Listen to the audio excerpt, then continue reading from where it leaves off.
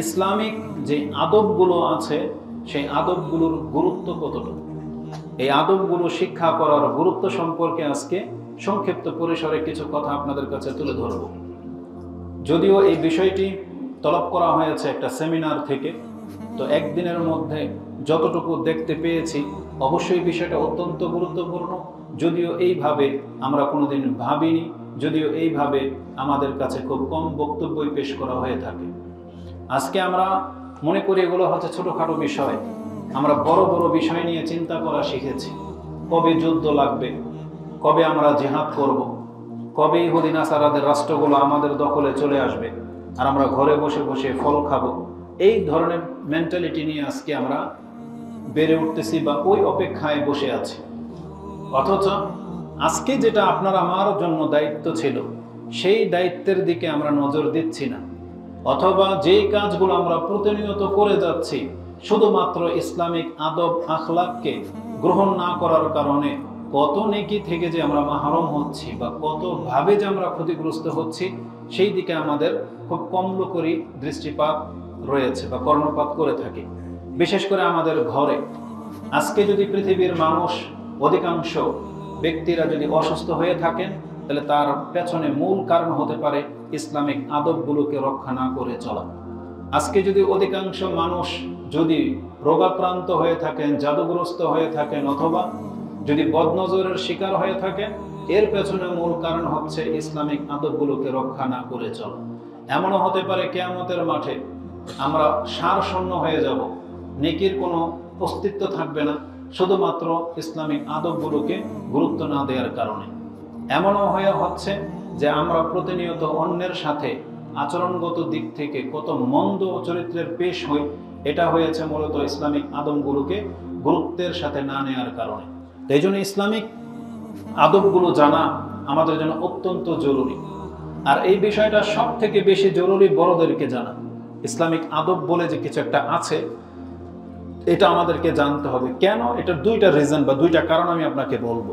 প্রথমত হচ্ছে, যখন আপনি জানবেন না যে কোনটা আদব আর কোনটা বেআদব, যখন এটা কেউ না জানবে তখন তিনি যখন তার মতো করে বিচার করেন তখন সামনের ব্যক্তির আমল আচরণ আখলাক দেখে তখন সে মন্তব্য করে ফেলবে যে এই লোকটা বেআদব বা সে আদব কায়দা জানে না, এবং তার সম্পর্কে একটা বিরূপ ধারণা জন্মাবে। এমনকি দেখা যাবে যে এই একটা বিষয়কে কেন্দ্র করে মন মালিন্য দেখা দেয়, যে কারণ যেই জিনিসটাকে আপনি আদব বলতেছেন ও সেটাকে আদব হিসেবে জানে না, আর যেটাকে আপনি আদব হিসেবে ধারণা করে নিয়েছেন আদৌ সেটা কিন্তু আদব নয়, শুধুমাত্র না জানার কারণে এই ধরনের পরিস্থিতিতে আপনাকে আমাকে পড়তে হচ্ছে। এই জন্য আমাদেরকে জানতে হবে যে আসলে ইসলামিক আদবগুলো কি। উদাহরণস্বরূপ বলা যায়, কারো গায়ে যদি অনিচ্ছার্থে কারো পা লেগে যায়, আমাদের সমাজের মানুষ কি আদব মনে করে? যে যার গায়ে লেগেছে সেই জায়গাটা স্পর্শ করে সালাম করা, এটাকে আদব হিসেবে নেওয়া হয়েছে। মূলত এটা তো আদব নাই, বরং এটা হলো একটা হিন্দুয়ানা প্রথা। আপনি ভালো করে লক্ষ্য করেন, ইসলামিক আদব না জানার কারণে আমাদের ভুলগুলো কোথায় হচ্ছে। একজন ব্যক্তির সাথে তার পা লেগে যেতে পারে, চলতে ফিরতে উঠতে বসতে কোনো না কোনো কারণে পা অনিচ্ছার্থে লেগে যেতে পারে, কিন্তু ইসলামিক আদব নয় এটা যে আপনি তার সেই জায়গা বা গায়ে স্পর্শ করে সালাম করবেন, এটা আদব নয়। কিন্তু আমাদের সমাজে এটাকে আদব মনে করা হয়, আর যেই ব্যক্তি এটা করলো না তাকে বেআদব ভাবা হয়। অথচ বিষয়টা তো আদবের নাই, বরং এটা একটা গর্হিত কাজ, বরং এটা একটা বিধর্মীদের একটা রীতি, বিশেষ করে হিন্দুয়ানা রীতি, এটা যেটাকে বললাম। ঠিক তেমনি আমাদের সমাজের প্রচলিত হচ্ছে যে ছোটরা বড়দেরকে সালাম দেবে অথবা ছাত্ররা শিক্ষকদেরকে সালাম দেবে, এটাকে আদব মনে করা হয়, বরং এটা একটা মূর্খামি, এটা একটা অজ্ঞতা। না, ছোটরাই শুধু বড়দেরকে সালাম দেবে না, ছাত্রদেরই দায়িত্ব শুধু শিক্ষকদেরকে সালাম দেবে না, বরং যিনি প্রথম কথা বলবেন বা যিনি ঘরে ঢুকবেন, সে ছোট হোক অথবা বড় হোক, তাকে সালাম দিয়ে কথা বলতে হবে, তাকে সালাম দিয়ে ঘরে ঢুকতে হবে। তাহলে ইসলামিক আদব হচ্ছে এটা, কিন্তু সেটা আমরা না জানার কারণে ওই ছাত্রকে আমরা বেয়াদব বানিয়ে দেব। ইসলামিক আদব নয় এটা যে আপনি ক্লাসে ঢুকবেন আর আপনাকে দেখে ছাত্ররা দাঁড়িয়ে আপনাকে সম্বর্ধনা জানাবেন, রেসপেক্ট করবেন, এটা আদব নয়, বরং এটাই হচ্ছে মূর্খামি। এই জন্য ইসলামিক আদবগুলো জানা এটা আমাদের জন্য অত্যন্ত জরুরি, যাতে করে আমরা কারো সাথে মূর্খামি না করি। দ্বিতীয় আরেকটি কারণ হলো যে আমাদেরকে ইসলামিক আদবগুলোকে কেন গুরুত্বের সাথে নিতে হবে।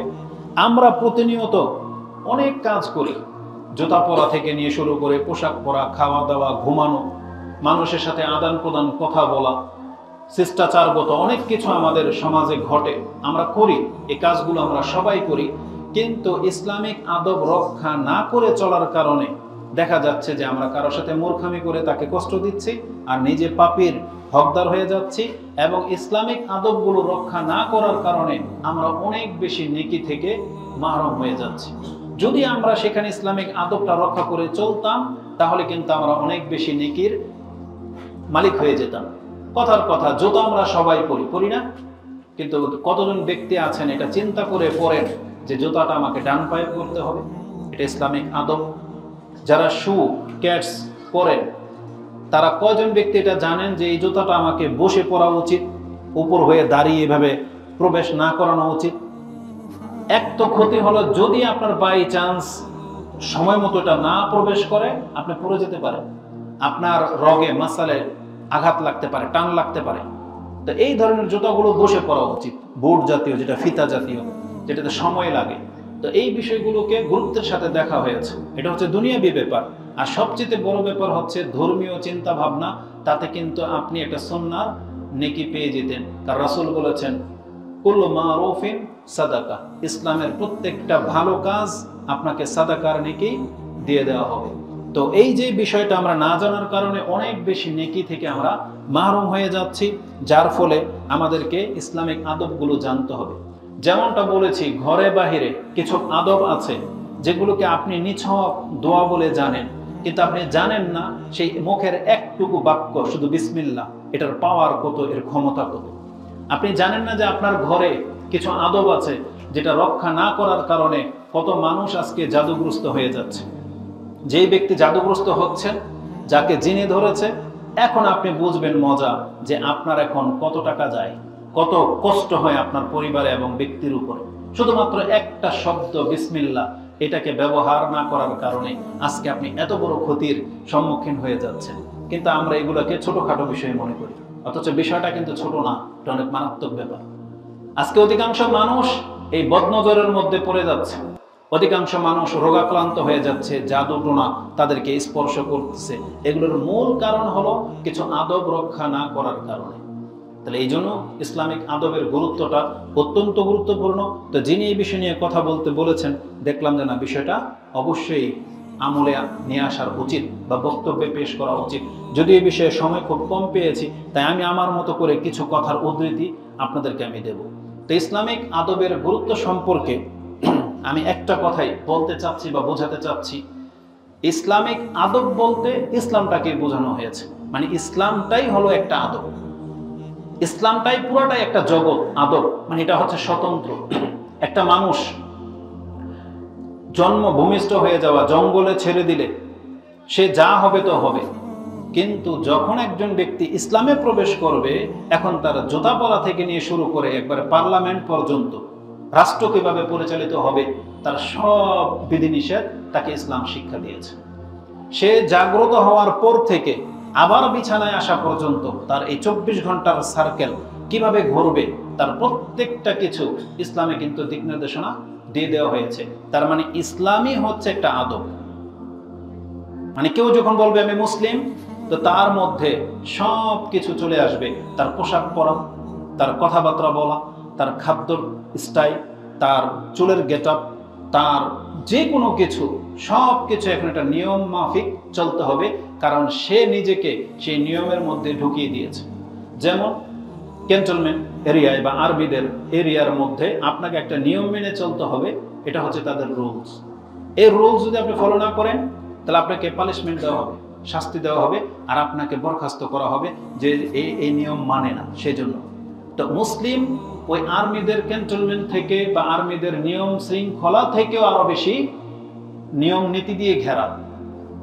যদিও আজকে আমরা অধিকাংশ মুসলিমরা এটাকে কোনো পরোয়া করতেছি না, আমাদেরকে এর জন্য কেউ জরিমানা করতেছে না, আমাদেরকে এর জন্য শাস্তি পেতে হচ্ছে না।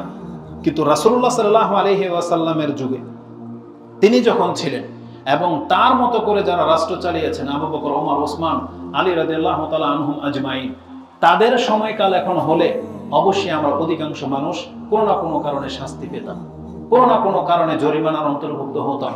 বরং আজও সৌদি আরবের মধ্যে কিছু নিয়ম কানুন আছে, ট্রাফিক আইন, রুলস, এগুলো না মানলে আপনাকে অনেক টাকা জরিমানা ধরা হয়। কিন্তু বাংলাদেশে ওইটা ফিলই করে না। একজন রিক্সাওয়ালা, অটোওয়ালা, একজন বাস ড্রাইভার ঘাড়তেরামি করে যে রাস্তাটা ব্লক করে রাখে, ওর যদি মনুষ্যত্ব বোধ থাকতো, কয়েকটা জিনিসের ঘাটতি আছে। প্রথমত, ইসলামিক নৈতিকতা তো ওর মধ্যে নাই, মনুষ্যত্ব বোধও নাই, আর ভদ্রতা বলে একটা জিনিস থাকে, এটা পর্যন্ত ওর মধ্যে নাই। তা আমাদের এখানে যদি কোনো ড্রাইভার ভাই থেকে থাকেন, আপনাকে আমরা বলবো আপনি শুধরে যান, বিষয়টাকে আপনি নেন। আর ভদ্রতা বলে একটা জিনিস আছে, সেটাও আপনার মধ্যে নেই, ইসলামিক চিন্তা তো নাই। তাহলে এটা যদি আপনার থাকতো, তাহলে আপনার দ্বারা অন্তত কোনো ব্যক্তি কষ্ট পেত না। রাসূলুল্লাহ সাল্লাল্লাহু আলাইহি ওয়াসাল্লামের ছোট্ট একটা মেসেজ যে তোমার রাস্তা ব্লক করবা না, যদি বসতে হয় রাস্তার কিনারায় বসো। এটা কি শুধু আমাদের ওই হুজুরদের জন্য, নাকি এটা পুরো রাষ্ট্রের মানুষের জন্য? একজন বাস ড্রাইভার, সে থামতে চাচ্ছে, তো তাকে একই হুকুম, তুমি রাস্তা ব্লক করো না, তুমি সাইডে ব্রেক করে নাও, কিনারে নিয়ে দাঁড়াও, দাঁড়িয়ে থাকো না 10 মিনিট, তোমাকে থেকে না করে নাই, তোমার জন্য আলাদা ল্যান্ড তৈরি করা হয়েছে। কিন্তু বাংলার জমিনে সেই ল্যান্ড ব্যবহার হয় না, সে রাজপথ বন্ধ করে দিয়ে বসে থাকে। আমাদের ওই ট্রাফিক ভাইদের জন্য দোয়া করা উচিত, আল্লাহ যেন এদেরকে হিতাহিত জ্ঞান দান করে এবং আল্লাহ যেন এদেরকে দায়িত্ব কর্তব্যবোধ সম্পর্কে সচেতন করে। কারণ তারা যদি দায়িত্ববোধ হতো, তাহলে আজকে দেশের এই পরিস্থিতিতে হয় না। এটা সাধারণ মানুষের কাজ না। আমরা বলতে গেলে আমাদেরকে লাঞ্ছনা করা হয়, আমাদের সাথে মূর্খামি করা হয়। কিন্তু আমি যদি ট্রাফিকের কেউ হইতাম না, এদেরকে আমি দেখাইতাম যে ট্রাফিক সিস্টেম কিভাবে পরিচালনা করতে হয়।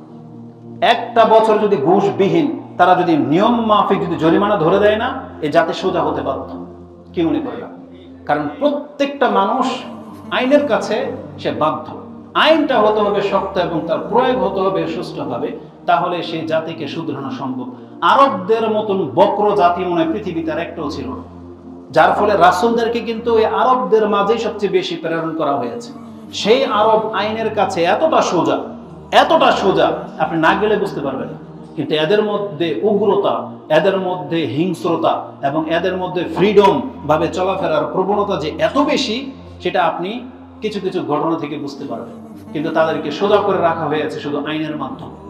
আর রাসূলুল্লাহ সাল্লাল্লাহু আলাইহি ওয়াসাল্লামের যুগে তারা শুধু ইসলামের কারণে ভদ্র হয়ে গিয়েছিলেন, আর কোনো আইন টেন লাগে না। তারা আল্লাহকে বিশ্বাস করে নিয়েছিল, তারা ইসলামের নীতিগুলাকে তারা ফলো করত, তারা নেকির জন্য, আল্লাহর জন্য কাজ করত।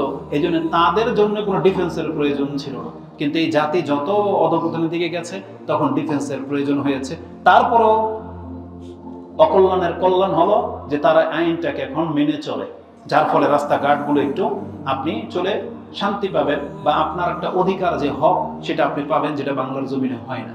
তো কথা হচ্ছে যে ইসলামিক আদব না মানার কারণে আজকে আমরা এই সমস্ত বিষয় থেকে ভোগান্তি ভুগতেছি।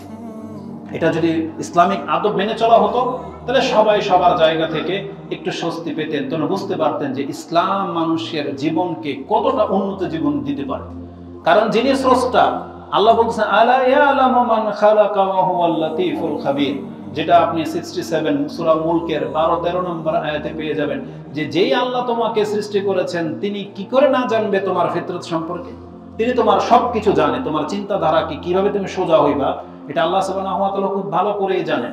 এই জন্য আল্লাহ সুবহানাহু ওয়া তাআলা ইসলামটাকে এমনভাবে সাজিয়েছেন যে কোনো ব্যক্তি, কোনো জাতি যদি ইসলামটাকে মেনে চলে, তাদের মধ্যে কেউ জুলমের শিকার হবে না, তাদের মধ্যে সবাই একটা প্রশান্তির জীবন পাবে। হায়াত বলা হয়েছে হায়াতুন, এটা হচ্ছে প্রকৃত জীবন, যেমনটা আল্লাহ বলেছেন সূরা আনফাল 8 নম্বর সূরা 24-25 নম্বর থেকে আপনি পড়েন, সেখানে আল্লাহ বলেছেন ইয়া আইয়ুহাল্লাযীনা আমানুস্তাজীবু লিল্লাহি ওয়া লির-রাসূলি ইযা দাআকুম লিমা ইউহীকুম, আল্লাহ এবং তার রাসূল তোমাদেরকে যেই দিকে ডাকে তার ডাকে সাড়া দিয়ে দাও, এটার মধ্যে তোমাদের প্রকৃত জীবন আছে। তাহলে আজকে আমরা মুসলিমরা যদি ইসলামটাকে ইসলামের মতো করে পালন করতাম, তাহলে আমরা বাস্তবিক একটা প্রকৃত জীবন পেতাম। আমরা বাস্তবিক জীবন পেতাম, আমাদের রক্ত, আমাদের সম্মান, আমাদের সম্পত্তি সব হেফাজত হয়ে যেত। যেখানে রাসূল বলেছেন, যেই ব্যক্তি লা ইলাহা ইল্লাল্লাহ বলে নিল, আসামু মিন্নি দিমাউহু ওয়া আমওয়ালুহু ওয়া আরাদাহু, সেই ব্যক্তি তার রক্ত, তার সম্মান, তার ইজ্জত বাঁচিয়ে নিল।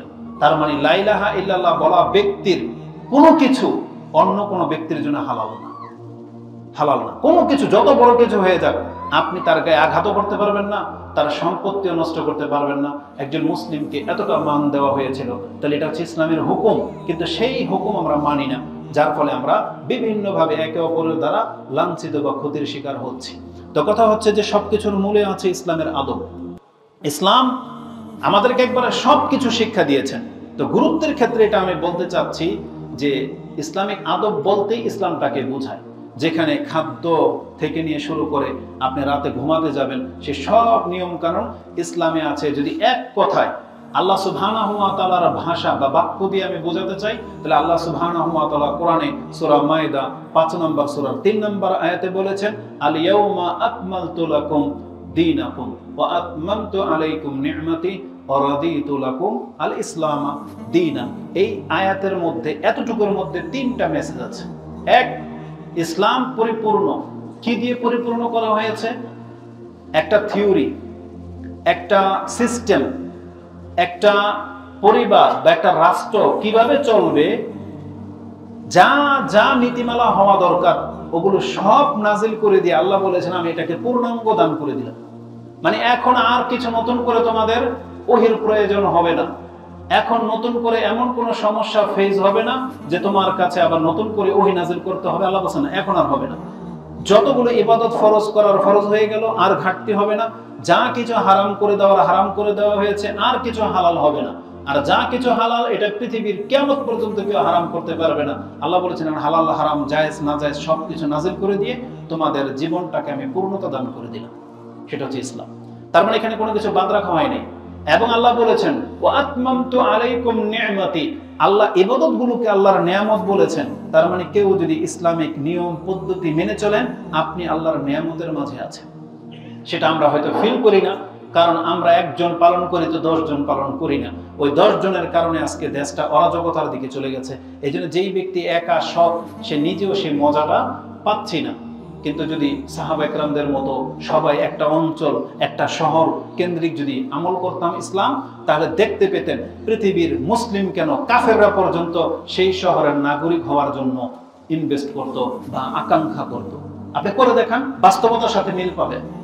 আপনি একটা স্টেট অন্তত করে দেখান যেটা ইসলামিক মোতাবেক চলবে, আপনি দেখেন সেই স্টেটের মান মর্যাদা মানুষের কাছে কতটা প্রাধান্য পায়। কিন্তু আমরা তো কেউ করে দেখাচ্ছি না। সবাই গায়ের জোরে চলার চেষ্টা করি, সবাই গায়ের জোরে বাতিল থিওরি দিয়ে রাষ্ট্র পরিচালনা করতেছি। এটা আমাদের ব্যর্থতা। তা আল্লাহ সুবহানাহু ওয়া তাআলা বলে দিয়েছেন ওয়া আতমামতু আলাইকুম নি'মাতি ওয়া রাদিতু লাকুম আল ইসলাম দীনা। এটা বলে দেওয়ার পর আল্লাহ বলতেছেন, তবে তুমি একটা কথা জেনে রাখো, আল্লাহকে যদি সন্তুষ্ট করতে হয় তাহলে তোমাকে ইসলামের এই আদবের ভিত্তিতে আসতে হবে। তুমি যদি ইসলামের আদবগুলো মেনে চলো, তাহলে জেনে নাও আল্লাহ তোমার উপর সন্তুষ্ট। হোক সেটা ছোট জিনিস। ছোট জিনিস কি? যেমন বললাম জুতা পরা। জুতা পরা আপনি ডান পা দিয়ে পরেন, আল্লাহ আপনার উপর সন্তুষ্ট হয়ে যাবে। আপনি বাম পা দিয়ে বাথরুমে ঢোকেন, আল্লাহ আপনার উপর সন্তুষ্ট হয়ে যাবে। রাস্তায় কোনো কষ্টদায়ক বস্তু পড়ে আছে, ইসলামিক আদব কি? আপনি এটাকে তুলে ফেলে দেন। নাকি এই কথা বলা হয়েছে যে তার মান অনুযায়ী উঠাবে, যে আমার মান যায় না এটা? না। আরে মুহাম্মদুর রাসূলুল্লাহ সাল্লাল্লাহু আলাইহি ওয়াসাল্লাম যদি মসজিদের দেয়াল থেকে যদি কারো নাক ফোঁটা, কফ ফোঁটা যদি পরিষ্কার করতে পারেন, পৃথিবীর মধ্যে তার মান মর্যাদা অনুযায়ী আর কোন রাজা বাদশা আসতে পারবে? আসতে পারবে না। তাহলে আপনার আমার গায়ে কেন লাগে যে মসজিদের মধ্যে একটা ময়লা পড়ে আছে সেটা পকেটে তুলে নিয়ে বাইরে ফেলে দাও? এটা গায়ে কেন লাগে? এটার জন্য আলাদা খাদেম কেন লাগবে? বরং এই মসজিদের খাদেম আমরা সবাই, আল্লাহর ঘরের খাদেম আমরা সবাই। নিজেরা নাপাক করবো দূরের কথা, একটা কোনো কিছু অন্য কারো জন্য ফেলে রাখবো না, বরং এটা আমাদের নিজের হাতে করতে হবে। কারণ রাসূল বলেছেন, আমাকে ভালো কাজ এবং মন্দ কাজের লিস্ট দেখানো হয়েছে। আমি ভালো কাজের মধ্যে প্রথমেই দেখতে পেলাম মানুষ তার মুখ দিয়ে কথা বলবে লা ইলাহা ইল্লাল্লাহ, এটা হচ্ছে সবচেয়ে ভালো কাজ। আর তার মধ্যে দেখতে পেলাম যে রাস্তা থেকে একটা কষ্টদায়ক বস্তু তুলে ফেলে দেওয়া, এটাও ভালো কাজের লিস্টের মধ্যে আল্লাহ লিখে রেখেছে। আর মন্দ কাজগুলো দেখানো হয়েছে তার মধ্যে দেখতে পেলাম আল্লাহকে মেনে নেওয়ার পরে কোনো ব্যক্তি শিরিক করবে, এটা হচ্ছে সবচেয়ে বড় খারাপ কাজ। আর দেখতে পেলাম সেখানে লেখা আছে যে মসজিদের মধ্যে কেউ নোংরা করবে, তার ওই যে চামড়া ছিলে ফেলবে, দাড়ি ফেলবে, নখ ছিঁড়ে ফেলে দিবে, মানে মসজিদকে নোংরা করবে, সেটাও মন্দ কাজের মধ্যে আল্লাহ সুবহানাহু ওয়া তাআলা লিখে রেখেছেন। এটা মস্ত বড় জিনিস। তো আল্লাহ সুবহানাহু ওয়া তাআলা বলেছেন, এখন তুমি যদি আল্লাহকে সন্তুষ্ট করতে চাও তাহলে ইসলামিক আদবগুলো তোমার জীবনে বাস্তবায়ন করতে হবে, তাতে আল্লাহ সুবহানাহু ওয়া তাআলা সন্তুষ্ট হবে। তো সব কিছুর ক্ষেত্রে আল্লাহ সুবহানাহু ওয়া তাআলা এই ইসলামিক নিয়ম রেখেছেন। এটা কেন করেছেন আল্লাহ? এক তো বললাম, কোন ব্যক্তি ইসলামিক নিয়ম যদি ফলো করে তাহলে দুইটা জিনিস প্রতিষ্ঠিত হয়ে যাবে।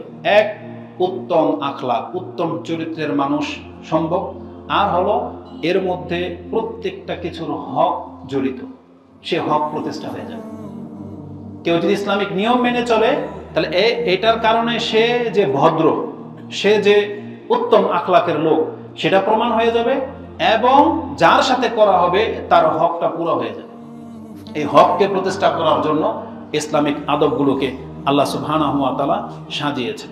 যদি আমি আরবদের মতো অত চমৎকার করে তো হয়তো আপনাকে বোঝাতে পারবো না, তবে কাল থেকে এই পর্যন্ত না হইলেও 100টা বক্তব্য আমি সার্চ করেছি যে ইসলামিক আদবের গুরুত্ব, ইসলামিক আদব কি, এগুলো নিয়ে বহু বক্তব্য পেয়েছি, কিন্তু আদবটাকে গুরুত্বের সাথে তুলে ধরবে এমন কোনো বক্তব্যই পেলাম না।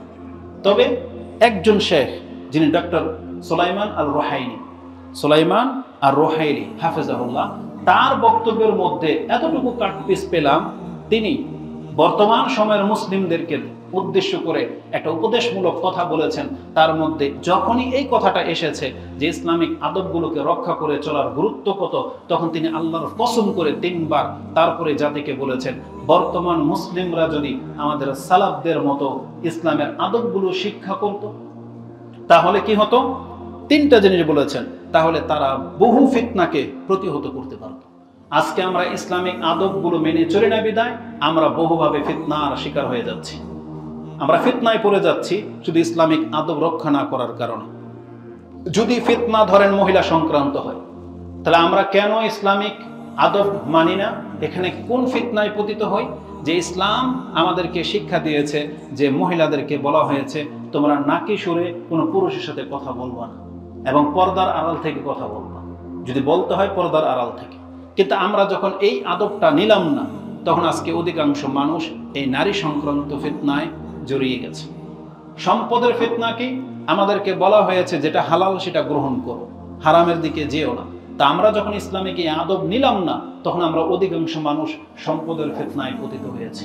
আমাদেরকে বলা হয়েছে কথা বলতে গেলে ভদ্রতার সাথে কথা বলবো, কিন্তু আমরা যখন মূর্খামি করি, কিছু হলেই রেগে যাই, আক্রোশমূলক গিয়ে আচরণ করি, তখন ঝগড়া লেগে যাচ্ছে, তখন মন মালিন্যতা তৈরি হচ্ছে, তখন একে অপরের উপরে আঘাত লেগে যাচ্ছে। এই ফিতনায় জড়িয়ে যাচ্ছি শুধু ইসলামের এই একটা আদবকে রক্ষা না করার কারণে। তো তিনি কসম করে বলতেছেন যে বর্তমান মুসলিমদের উচিত আমাদের পূর্বের সালাফদের আদর্শ মোতাবিক ইসলামিক আদবের শিক্ষা গ্রহণ করা, যেমনটা তারা রাসূলুল্লাহ সাল্লাল্লাহু আলাইহি ওয়াসাল্লাম থেকে শিক্ষা গ্রহণ করেছিলেন। কিভাবে খেতে হবে, বসতে হবে, কথা বলতে হবে। কত সাহাবী তো আছে ইসলামিক এই আদব শিক্ষা পাওয়ার কারণে ইসলামে গ্রহণ করে নিয়েছেন। সালমান ফারসি সম্ভবত তিনি বলেন, যখন আমি প্রথম ইসলাম আমার অন্তরে ঢুকে যায়, এই কথাগুলো শুনে আমি যখন দেখলাম রাসূলুল্লাহ সাল্লাল্লাহু আলাইহি ওয়াসাল্লামকে মানুষ ঘিরে রেখেছে, তখন আমি উকি মেরে দেখলাম তার চেহারাটা এবং ভাবলাম যে এটা কোনো মিথ্যুকের চেহারা হইতে পারে না। তখন তার মুখ থেকে সর্বপ্রথম যে উপদেশ বাণীগুলো আমি শুনেছি, এটা আমার অন্তরের ভিতরে ইসলামকে একবারে গেঁথে দিয়েছে। এটা কি ছিল? বলছে, ইয়া আইয়ুহান নাস আফশুস সালাম ওয়া তুতিমুত তাআম ওয়াসিলুল আরহাম ওয়াসাল্লু বিল-লাইলি ওয়ান-নাসু নিয়াম তাদখুলুল জান্নাতা বিসালাম। হে মানুষ, তোমরা একে অপরকে সালাম দাও, সালামের প্রচার ঘটাও, একে অপরকে খাদ্য খাওয়াও, তোমরা আত্মীয়তার সম্পর্কে রক্ষা করে চলো, রাতে উঠে নামাজ পড়ো। এগুলো করে নিলে সম্মানের সাথে জান্নাতে প্রবেশ করতে পারবে। তিনি বলতেছেন এটা ইসলামের আদব শিক্ষা, এটাই তিনি ইসলাম গ্রহণ করে নিলেন, তারপরে কালেমা পড়ে নিলেন। তো কথা হচ্ছে যে ইসলামিক আদবের গুরুত্ব অনেক বেশি। তো তিনি বলেছেন তাহলে কি হবে? আমরা বহু ফিতনাকে প্রতিহত করতে পারবো। দ্বিতীয় উপকার হবে, তাদের মতো দিন প্রতিষ্ঠা করা সম্ভব হবে। দিন প্রতিষ্ঠা তো এটাই যে আপনি ইসলামিক ভদ্র মোতাবেক চলবেন, সবকিছুর ক্ষেত্রে ডান হাতে খেতে হবে, বসে খেতে হবে, সবগুলো কথা ইনশাল্লাহ এর মধ্যে আসবে। এবং তৃতীয় ফায়দা হলো, তিনি বলেছেন তাহলে সম্মানিত হওয়া এটা আপনি স্পষ্টভাবে প্রত্যক্ষ করতে পারবেন। যে যেই সাহাবীদের নাম নিলে আজকে আমরা রাদিয়াল্লাহু তাআলা আনহু বলি যে তাদের উপর আল্লাহ সন্তুষ্ট, তারা যতটা সম্মানিত আমাদের কাছে, আমরা অতটা সম্মানিত হতে পারতাম যদি তাদের মতো আমরা ইসলামিক আদবগুলো গ্রহণ করতাম। কারণ তারা কিন্তু সম্মানিত হয়েছে ইসলামিক আদবগুলো গ্রহণ করার কারণে। তারা কথা বললে সালাম দিয়ে কথা বলতেন, ডান হাতে আদান প্রদান করতেন, মেহমানদের সম্মান করতেন, মেহমানরাও মেজবানের গুরুত্ব বুঝতেন, তাদেরকে সাথে নিয়ে খেতেন, একজন আরেকজনকে ছাড়া খেতেন না। তারপরে একে অপরের স্যাক্রিফাইসের ক্ষেত্রে সবচেয়ে উত্তম পন্থাটাই অবলম্বন করতেন। এইভাবেই কিন্তু মানুষ একে অপরকে সম্মান দেখায় এবং সম্মান প্রাপ্ত হয়। কিন্তু আমরা যখন অন্যকে সম্মান করি না, এজন্য আমাকেও কেউ সম্মান করে না। আজকে আমাদের সবার অবস্থা হয়ে গেছে তেমন। আজকে যেমন আমরা বড়দেরকে শ্রদ্ধা করি না, আমরাও যখন বড় হব তখনই ছোটরা আমাদেরকে পাত্তা দেবে না। কিন্তু আমরা সবাই যদি ইসলামের নিয়মটা ফলো করতাম, তাহলে যেই সম্মানটা আমরা আজকে বড়দেরকে দেখাবো, আমরাও যখন বড় হব তাহলে আমাদেরকেও রেসপেক্ট সম্মান করার মতো এমন জাতি আল্লাহ সৃষ্টি করে দিতেন। কিন্তু আমরা সেটা হারিয়ে ফেলতেছি। সবাই নিজের ইগো নিয়ে বেঁচে আছি, কেউ কাউকে তিরস্কার করতে সামান্যতম দ্বিধা করি না, যা ইচ্ছা তাই বলে দিচ্ছি। একটু পরে সে কথাগুলো আসবে। তো ইসলামের আদবের গুরুত্ব সম্পর্কে আমি এতটাই বলতে পারি, যে সম্পর্কে স্পেসিফিক কোন আয়াত আর হাদিস তো আপনার কাছে পেশ করা যাবে না। কেন যাবে না? কারণ পুরো ইসলামটাই হচ্ছে একটা আদব। ইসলামের প্রত্যেকটা শিক্ষাই গুরুত্বপূর্ণ। যারা সেটা গ্রহণ করতেছেন না, তারা কত ক্ষতির মধ্যে আছেন সেই সম্পর্কে আপনাকে ইঙ্গিত করে দিই যে অবশ্যই আমাদেরকে সব ক্ষেত্রে ইসলামিক আদবগুলোকে খেয়াল রাখতে হবে।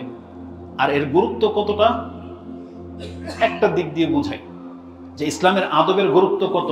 প্রত্যেকটা সাইডে তো আছে, কথা বলার মধ্যে আদব আছে, খাবারের মধ্যে আদব আছে, ঘরের মধ্যে ঢোকার আদব আছে, ইবাদতের মধ্যে আদব আছে, কারো সাথে লেনদেন সম্পর্ক করার ক্ষেত্রে আদব আছে। আসুন দেখায় যেটা গুরুত্ব কত। যদি আপনি কথা বলার ক্ষেত্রে ইসলামিক আদব রক্ষা না করেন তাহলে আপনার কতটা ক্ষতি হতে পারে, আর যদি আদব রক্ষা করে কথা বলেন তাহলে কতটা আপনার উপকার হতে পারে, এই সম্পর্কে একটা কথা আপনাকে বলে দিই। আল্লাহ সুবহানাহু ওয়া তাআলা কোরআনে আমাদেরকে বলেছেন, এই কোরআনটা নাজিল হয়েছে যেই উদ্দেশ্যগুলো নিয়ে, হচ্ছে যারা আল্লাহকে মেনে চলে তাদেরকে সুসংবাদ দেবে এই কোরআন, আর যারা আল্লাহকে মেনে চলে না তাদেরকে সতর্ক করেছে এই কোরআন, এবং যারা মুখে অত্যন্ত বাজে কথা বলে তাদেরকে সতর্ক করার জন্য নাজিল হয়েছে এই কোরআন। যেটা সূরা কাহাফের শুরুতে আল্লাহ বলেছেন যে এই কোরআন নাজিল করা হয়েছে আল্লাহর পক্ষ থেকে, তার প্রশংসা সহ এই আয়াত নাজিল করা হয়েছে। এবং আল্লাহ বলেছেন এবং তাদেরকে সতর্ক করার জন্য এই কোরআন নাজিল হয়েছে যারা বলে যে আল্লাহ সন্তান গ্রহণ করেছে। আল্লাহ সুবহানাহু ওয়া তাআলা তাদেরকে কত বড় ধমক দিয়েছেন বা সতর্ক করেছেন, মা লাহুম বিহি মিন ইলমি ওয়ালা লিআবাইহিম কাবুরাত কালিমাতান তাখরুজু মিন আফওয়াহিহিম ইয়াকুলুনা ইল্লা কাযিবা। আল্লাহ বলতেছেন এদের বাপদাদারও জ্ঞান ছিল না, এদেরও নাই, যারা আল্লাহ সম্পর্কে এত বাজে মন্তব্য করে। কাবুরাত মাকতান ইনদাল্লাহ, আল্লাহর কাছে কত বড় পাপ তাদের এই মুখের কথা, আর তারা মিথ্যা ছাড়ার কোনো কিছু বলে না। তাহলে আল্লাহ বলতেছেন যারা মুখে এরকম বাজে কথা বলে তাদেরকে সতর্ক করার জন্য এই কোরআন নাজিল হয়েছে। অতএব মুখের লাগাম পরাতে হবে, এই জবানের হেফাজত করতে হবে।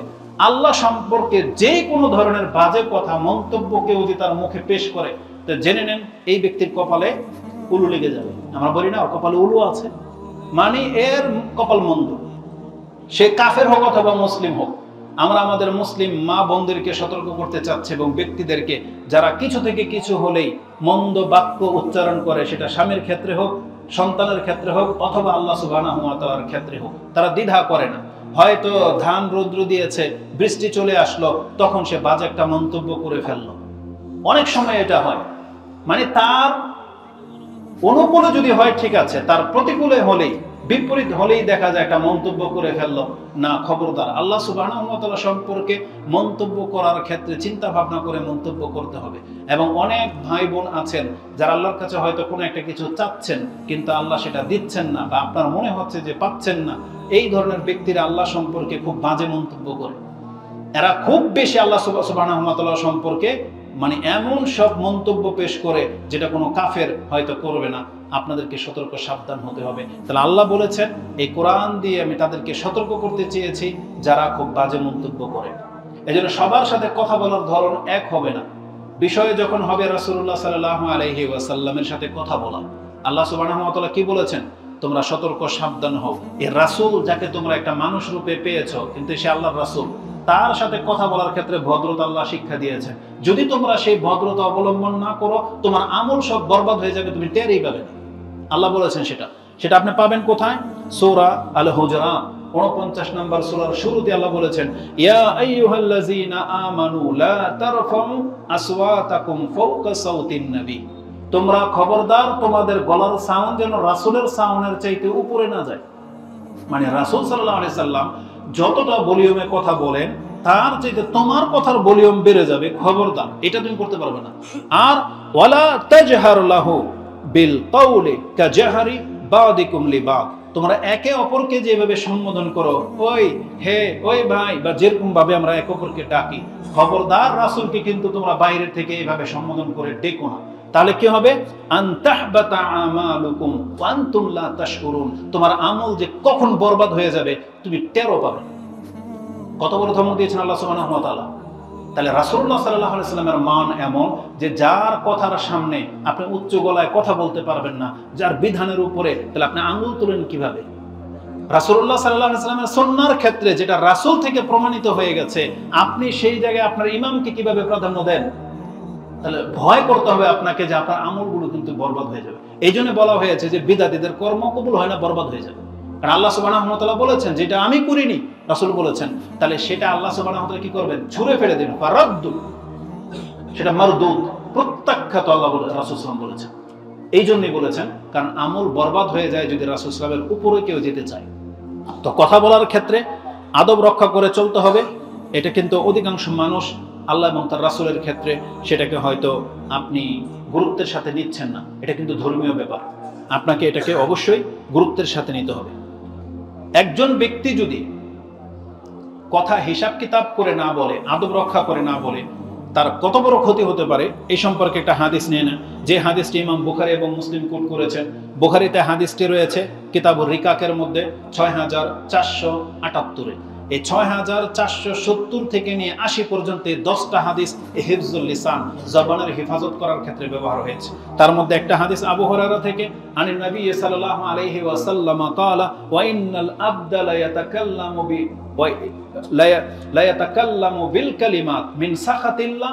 কত বান্দা এমন আছে যে মুখ থেকে এমন একটা জুমলা, এমন একটা কথা উচ্চারণ করলো যেই কথাতে আল্লাহকে একেবারে নাখোশ করে দিল, অসন্তুষ্টি করে দিল।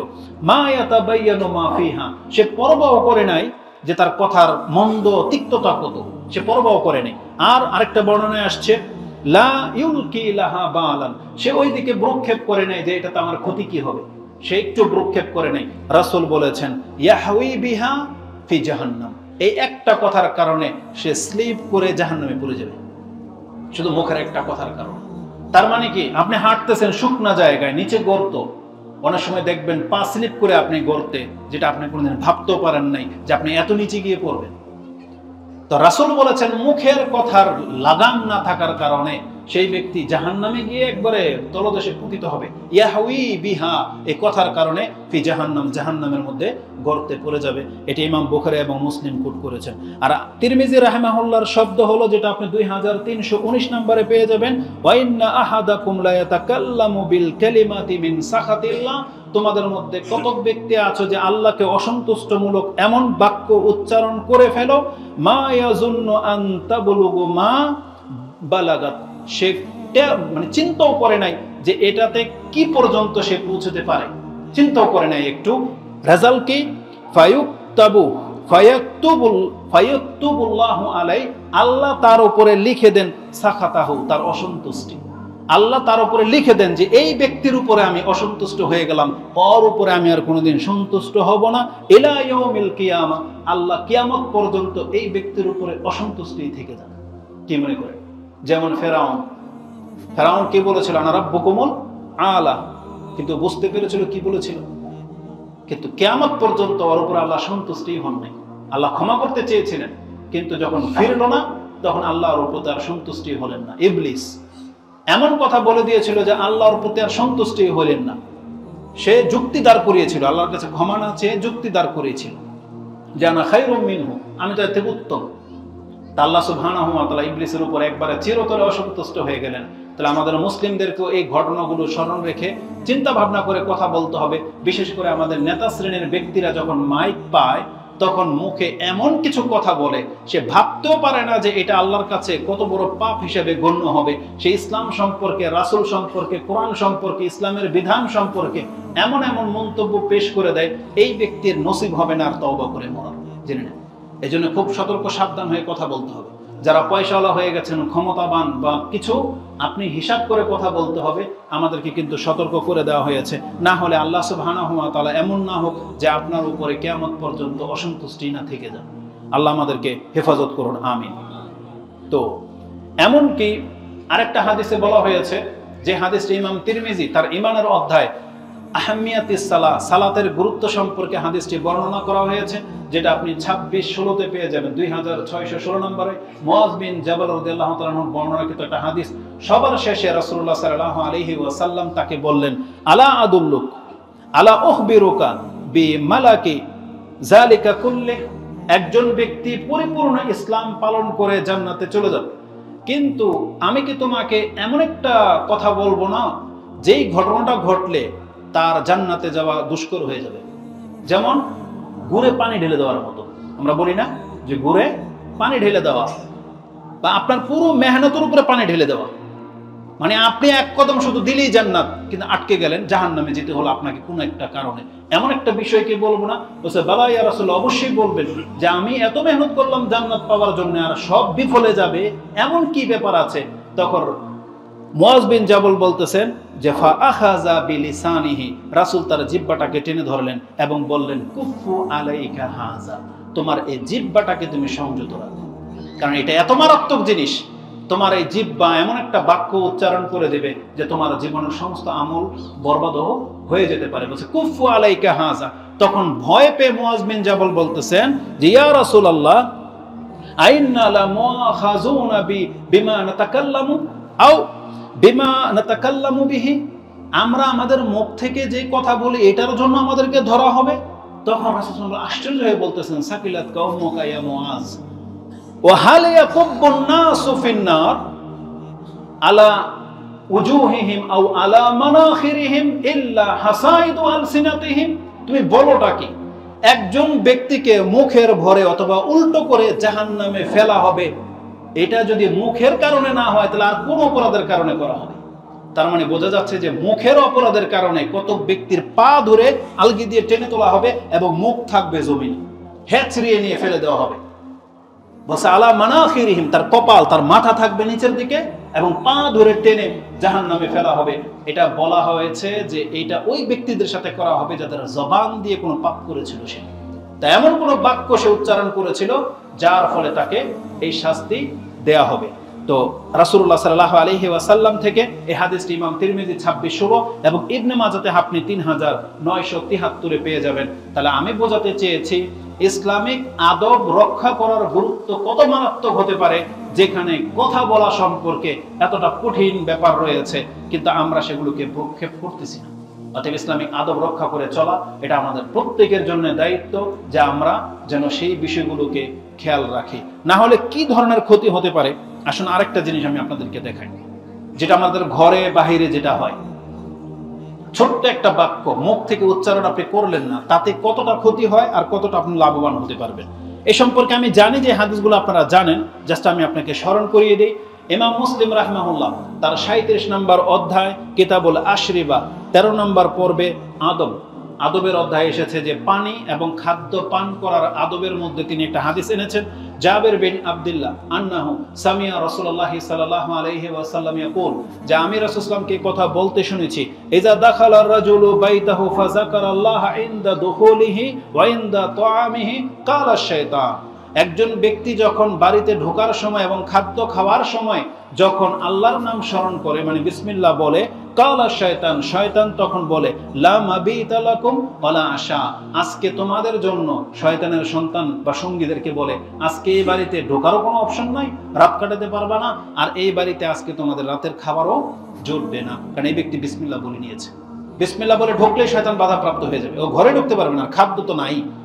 তো এটা বলা হয়েছে ওয়ালা আশা ওয়াইজা দাখালা ফালাম ইয়াযকুরিল্লাহ ইনদা দুখুলিহি ওয়া ইনদা তুআমিহি, আর যখন কোনো ব্যক্তি বাড়িতে ঢোকার সময় বিসমিল্লাহ বলল না, আর খেতে বসেও বিসমিল্লাহ বলল না, কালা শয়তান, তখন শয়তান বলে কালা আদরাকতুমুল মাবিতা ওয়াল আশা, আজকে চলো এই বাড়িতে আমাদের থাকারও ব্যবস্থা হয়ে গেছে এবং এই বাড়িতে আমাদের খাদ্যেরও ব্যবস্থা হয়ে গেছে। তার মানে শয়তান তখন আমাদের সাথে রাত কাটায়, আর শয়তান তখন আমাদের সাথে খায়। শয়তান আমাদের সাথে রাত কাটালে রেজাল্ট কি? এই জন্য অধিকাংশ মানুষ ফজর নামাজ পড়তে পারেন না, এই জন্য রাত ভরে আপনি মুভি দেখেন, এই জন্য আপনার ঘরে নেশা চলে, এই জন্য আপনার ঘরে যা খুশি তা হয়, গালাগালি হয়, ঝগড়া লেগে যায়, স্বামী স্ত্রীর সাথে রাত ভরে এইভাবেই চলতে থাকে, পোলাপান সবকিছু। কেন? শুধু এই বিসমিল্লাহ এতটুকু শব্দ উচ্চারণ না করার কারণে। আর আজকে আমরা যা খাচ্ছি সবই আমাদের ইফেক্টেড হয়ে যাচ্ছে, সাইড এফেক্ট, যে সবকিছু গ্যাস তৈরি করে দেয়, আপনাকে ক্যান্সার ধরিয়ে দিচ্ছে, আপনার বরকত হচ্ছে না। বাচ্চারা দেখবেন খায় কিন্তু খিটখিটে, একেবারে হালকা পাতলা, শরীরের কোনো গোশতই হয় না, অথচ খায় কিন্তু অনেক। কেন? তাহলে হতে পারে সে বিসমিল্লাহ বলে না। এজন্য আমাদেরকে এগুলো গুরুত্বের সাথে নিতে হবে। তাহলে ছোট্ট একটা আদব রক্ষা না করার কারণে শয়তান আপনার সম্পত্তিতে এবং আপনার সন্তানের মধ্যে অংশ নিচ্ছে, শুধু বিসমিল্লাহ ইসলামের এই ছোট্ট একটা আদব রক্ষা না করার কারণে। আরেকটা হাদিস নিয়ে নেন, কেউ যদি গোসলখানায় মানে বাথরুমে ঢোকার সময় বিসমিল্লাহ না বলে, তাহলে তার লজ্জাস্থান জিনের জন্য হালাল হয়ে যায়।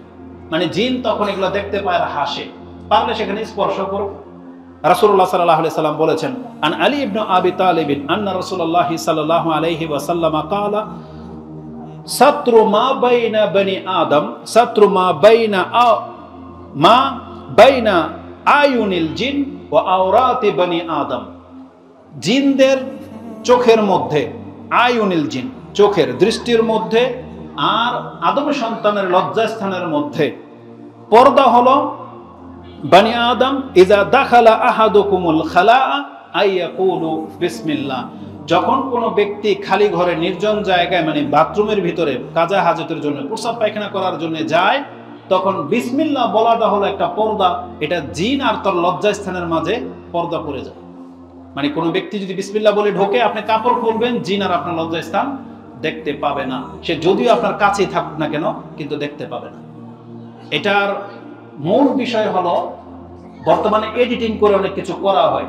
যেমন একজন ব্যক্তির খবর পড়া হচ্ছে, তার চেহারা ঘোলা, দেখতে পাচ্ছেন না আপনি, এডিট করে চেহারাটাকে মুছে দেওয়া হয়েছে। তাহলে এটা যদি এডিট করে সম্ভবপর হয়, আপনি জেনে নেন আল্লাহর কালাম, আল্লাহর নামের মধ্যে সেই ক্ষমতা আছে যে জিন তখন আর কিছু দেখতে পায় না। আল্লাহ সুবহানাহু ওয়া তাআলার সেই ব্যবস্থা করে রেখেছেন। অতএব এই হাদিসটা আপনি তিরমিজিতে পেয়ে যাবেন 606 নম্বর হাদিসে। তার মানে ইসলামের ছোট্ট একটা আদব, আজকে যদি এটা আমরা আমলে না নেই, তাহলে আজকে আমাদের লজ্জাস্থানের যে ক্ষতিগুলো হচ্ছে, তার মূল পেছনে কারণ হলো আল্লাহ সুবহানাহু ওয়া তাআলার নাম উচ্চারণ না করার কারণে। আর যাদের সহবাসের পরে যে বাচ্চা হয়, সেখানেও বিসমিল্লাহর কথা আছে, যে বিসমিল্লাহ বললে শয়তান তখন সেখানে অংশ নিতে পারে না। এভাবে অনেকগুলো কথা আপনার কাছে দেখানো যেতে পারে। আরেকটা, এই বিসমিল্লাহ সংক্রান্ত বিষয়, কেউ যখন ঘর থেকে বের হয়, সে যদি, ইসলামের একটা আদব হলো, যদি সে এই দোয়া পড়ে বিসমিল্লাহ তাওয়াক্কালতু আলাল্লাহ লা হাওলা ওয়ালা কুওয়াতা ইল্লা বিল্লাহ, এই কথা বলে যখন সে ঘর থেকে বের হয়, আল্লাহর পক্ষ থেকে তাকে কি করা হয়? তাকে বলা হয় ইউকালু হিনা ইজিন, ওই সময় তার দোয়া পড়া শেষ হলেই বলা হয় হুদিতা, তুমি হেদায়েত প্রাপ্ত হয়ে গেলা, ও কুফিতা, যথেষ্ট করে ফেলেছ, এখন তোমার আর কেউ ক্ষতি করতে পারবে না, ও ওকিতা, তুমি এখন নিজেকে নিরাপত্তায় নিয়ে নিলে। এটা ফেরেশতার আল্লাহর পক্ষ থেকে বলা হয়। তখন ওই যে পাশের যে শয়তান একে ক্ষতি করার জন্য যে পদক্ষেপ নিয়েছিল, তখন ওই শয়তান আরেকটা শয়তানের কাছে বলে কাইফা লাকা বিরাজুলিন কাদ হুদিয়া ওয়া কুফিয়া ওয়া উফিয়া, তুমি এখন একে কিভাবে ক্ষতি করতে পারবে? এ তো আল্লাহর পক্ষ থেকে হেদায়েত পেয়ে গেল, নিরাপত্তা নিয়ে নিল এবং নিজেকে মুক্ত করে নিল, তাহলে এই ব্যক্তির উপর তোমার এবং কিভাবে ক্ষমতা চলবে? তার মানে ছোট্ট একটা দোয়া, বিসমিল্লাহ তাওয়াক্কালতু আলাল্লাহ ওয়ালা হাওলা ওয়ালা কুওয়াতা ইল্লা বিল্লাহ। বলে তো যারা পারেন না তিনটা জিনিস, বিসমিল্লাহ, তাওয়াক্কালতু আলাল্লাহ, ওয়ালা হাওলা ওয়ালা কুওয়াতা ইল্লা বিল্লাহ। ওয়ালা হাওলা ওয়ালা কুওয়াতা ইল্লা বিল্লাহ। ইনশাআল্লাহ আজকে থেকে প্র্যাকটিস হয়ে যাবে। যদি এটা পড়েন তাহলে আপনাকে শয়তান গোমরাহ করতে পারবে না, আপনার ক্ষতি করতে পারবে না। আল্লাহর পক্ষ থেকে একজন ফেরেশতা নিযুক্ত হয়ে যাবে, কুফিতা মানে যথেষ্ট হয়ে যাবে আপনার জন্য, এবং উকিতা আপনি নিরাপত্তা পেয়ে যাবেন। আল্লাহ আমাদেরকে তৌফিক দান করুন। তাহলে ইসলামের এই ছোট্ট একটা আদব আমরা রক্ষা করে চলি না বিদায় আজকে অধিকাংশ মুসলিমরা আমরা ঘর থেকে যখন বের হই আমাদের যত রকমের গুমরাহি কাজ সেটা আমরা করি, মানুষের সাথে মূর্খামি করি, মানুষের সাথে আমরা নিজে অন্যকে লাঞ্ছিত করি, নিজেও লাঞ্ছিত হই। এই মর্মে আরেকটি দোয়া আছে, ওটা আপনারা পড়বেন যে আল্লাহুম্মা ইন্নী আউযু বিকা আন আদিল্লা আও উদাল আও আজিল্লা আও উজাল আও উজলিমা আও আজলামা আও আজহালা আও ইউজহালা আলাই। দেখে নেবেন বিভিন্ন শব্দে হাদিসটা আছে যে আল্লাহ আমি তোমার কাছে আশ্রয় চাচ্ছি, আমি যেন কাউকে গুমরাহ না করি, কেউ যেন আমাকে গুমরাহ করতে না পারে। আমি যেন কারোর সাথে মূর্খামি না করি, কেউ যেন আমার সাথে মূর্খামি না করতে পারে। আমি যেন কাউকে লাঞ্ছিত না করি, কেউ যেন আমাকে লাঞ্ছিত করতে না পারে। আমি যেন কারো উপর জুলুম না করি, আল্লাহ আমার উপর যেন কেউ জুলুম না করতে পারে। চিন্তা করা যায় ইসলাম, তাহলে ইসলাম অন্যকে জুলুম করা কখনোই শেখায় নাই, অন্যকে লাঞ্ছিত করা, অন্যের ক্ষতি করা, এটা ইসলাম কখনোই শেখায় নাই। কিন্তু আজকে আমরা ইসলামিক আদব মেনে চলি না বিদায় আজকে আমাদের দ্বারা সবকিছু হয়ে যাচ্ছে, অন্য লাঞ্ছিত হচ্ছে, আমাকেও লাঞ্ছিত করা হচ্ছে। সবকিছু আপনি ভেবে নেন যে বিষয়টা কতটা সেন্সিটিভ। অতএব ইসলামের এই আদবগুলো রক্ষা করে চলা এটা আমাদের উপর অত্যন্ত গুরুত্বপূর্ণ। যদি আমরা এটা না করি তাহলে বিভিন্নভাবে আমরা ক্ষতিগ্রস্তদের অন্তর্ভুক্ত হয়ে যাচ্ছি। ঠিক কথা বলার আদব এটা আমি আপনাকে বুঝালাম, ঘরে ঢোকার বের হওয়ার আদব সম্পর্কে বুঝালাম।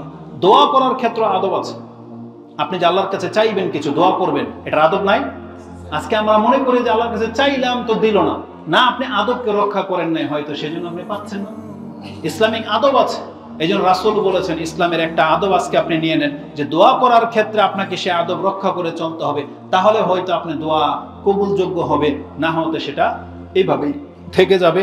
এই মর্মে একটা হাদিস ইমাম বুখারী এবং মুসলিম কোট করেছেন, কিতাবুদ দোয়ার অধ্যায়, দোয়া এবং জিকিরের অধ্যায়। বুখারীতে হাদিসটি 80 নম্বর অধ্যায়ে রয়েছে 6340, এবং মুসলিমে হাদিসটি 6828 নম্বরে পেয়ে যাবেন।